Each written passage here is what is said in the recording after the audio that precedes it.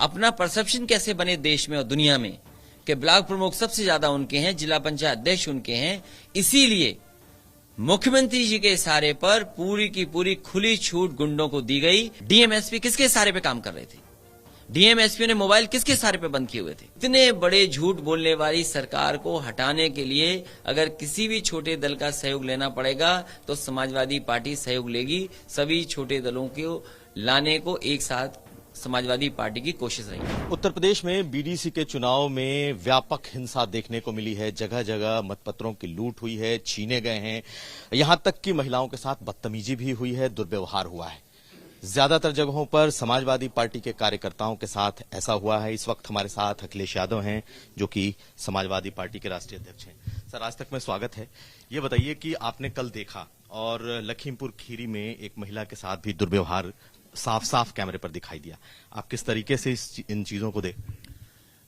हाल ही के चुनाव में जब भारतीय जनता पार्टी चुनाव हार गई, मुख्यमंत्री जी के स्तर पर ये रणनीति बनी कि हम सदस्य तो हार सकते हैं, बीडीसी तो हार सकते हैं, लेकिन जिला पंचायत अध्यक्ष का चुनाव नहीं हारेंगे, ब्लॉक प्रमुख का चुनाव नहीं हारेंगे। ये रणनीति मुख्यमंत्री जी के इशारे पर बनी और मुख्यमंत्री जी ने खुद बनाई।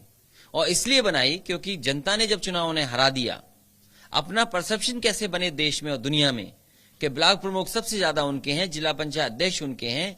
इसीलिए मुख्यमंत्री जी के इशारे पर पूरी की पूरी खुली छूट गुंडों को दी गई और उसी का परिणाम यह है कि जगह जगह पर पर्चे छीने गए, लोगों को नामांकन नहीं करने दिया गया, सड़कों पर संघर्ष हुआ, गोली चली, एक बहन को अपमानित होना पड़ा। उत्तर प्रदेश के जो स्पीकर रहे 2 बार, उनको अपमानित होना पड़ा, विधायक, पूर्व विधायक, उन सबको अपमानित होना पड़ा। ये अगर किसी की जिम्मेदारी है, अगर किसी के इशारे पर हुआ है ये गुंडई, तो भारतीय जनता पार्टी के चुने हुए मुख्यमंत्री के ऊपर हो।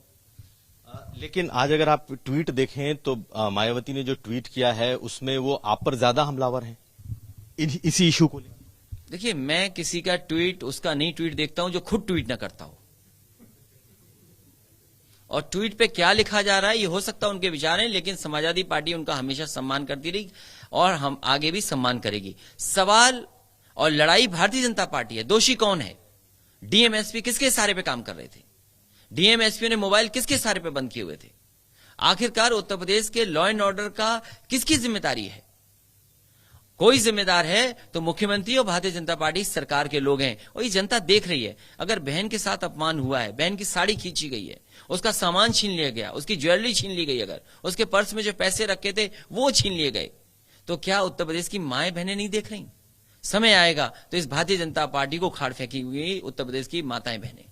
अखिलेश जी, कुछ दिन पहले मुख्यमंत्री योगी आदित्यनाथ ने हमें इंटरव्यू दिया था और उन्होंने ये कहा कि ये कहने को तो आज समाजवादी पार्टी ने ज्यादा सीटें जीती हैं, लेकिन ज्यादा सीटें हम लोगों ने जीती हैं, हमारे लोग जीत करके आए थे, हमारे बागी लोग थे जो कि जीते थे और 1200 से ज्यादा हमारे सदस्य चुन करके आए। अगर मुख्यमंत्री योगी होकर के झूठ बोले तो आप क्या कल्पना करेंगे? आप सदस्य किसी के जीते हों नहीं जीते हों, लेकिन जिस तरीके से उत्तर प्रदेश का चुनाव हुआ है पूरे देश ने देख लिया। आप झूठ बोल सकते हैं, हम झूठ बोल सकते हैं, लेकिन सदस्य किस पार्टी के जीते हैं वो सब जानते हैं। हर जिले में पता है आपको। जिस समय सूची जारी की गई थी चुनाव में, जिस समय टीवी चैनल अखबार जो सूची जारी कर रहे थे वो यही जारी कर रहे थे कि सबसे ज्यादा सदस्य और बीडीसी अगर किसी दल के जीते हैं और प्रधान अगर किसी दल के जीते हैं तो वो समाजवादी पार्टी के जीते हैं। अब मैं थोड़ा पॉलिटिकल सवाल लेता हूं आपसे। ये बताइए कि ओवैसी घूम रहे हैं, जगह जगह आ रहे हैं, उनका भागीदारी मोर्चा बना हुआ है। किस तरीके से आप इसको चैलेंज को देखते हैं? क्योंकि उनके तरफ से कहीं ना कहीं उस भागीदारी मोर्चे की तरफ से इशारा है कि अखिलेश यादव के साथ वो जा सकते हैं अगर ऐसा हो तो। पूरे उत्तर प्रदेश की जनता और खासकर किसान, गरीब, नौजवान, व्यापारी भारतीय जनता पार्टी को हटाना चाहते हैं। इनसे सवाल यह है कि क्या किसानों की आय दोगुनी हुई कि नहीं हुई? नौजवानों को नौकरी रोजगार मिला कि नहीं मिला? वो जो इन्वेस्टमेंट मीट्स थी क्या वो फर्जी थी? जो इन्वेस्टमेंट के बहाने रोजगार और नौकरी के सपने दिखाए थे वो सब खराब थे? इसी प्रदेश में प्रधानमंत्री जी से उद्घाटन क्या कराया गया कि 1 करोड़ लोगों को नौकरी दे दी गई, रोजगार दे दिया गया। इतने बड़े झूठ बोलने वाली सरकार को हटाने के लिए अगर किसी भी छोटे दल का सहयोग लेना पड़ेगा तो समाजवादी पार्टी सहयोग लेगी। सभी छोटे दलों को लाने को एक साथ समाजवादी पार्टी की कोशिश रहेगी। इसमें ये सब दल भी हो सकते हैं। सभी दल जो भारतीय जनता पार्टी को हटाना चाहते हैं और उत्तर प्रदेश को विकास के रास्ते पे ले जाना चाहते हैं, उन सबको साथ लेगी समाजवादी पार्टी। एक आखिरी सवाल, आपको लगता है कि राजनीतिक तौर पर इसको एक ध्रुवीकरण की कोशिश हो रही है, सांप्रदायिक ध्रुवीकरण की कोशिश आपको दिखाई देती है? जिस तरीके से ओवैसी ने कहा था कि मैं योगी आदित्यनाथ को मुख्यमंत्री नहीं बनने दूंगा इंशाअल्लाह, और योगी आदित्यनाथ ने कहा था कि मैं इस चैलेंज को स्वीकार करता हूं। उत्तर प्रदेश की जनता अब भारतीय जनता पार्टी को मौका नहीं देगी।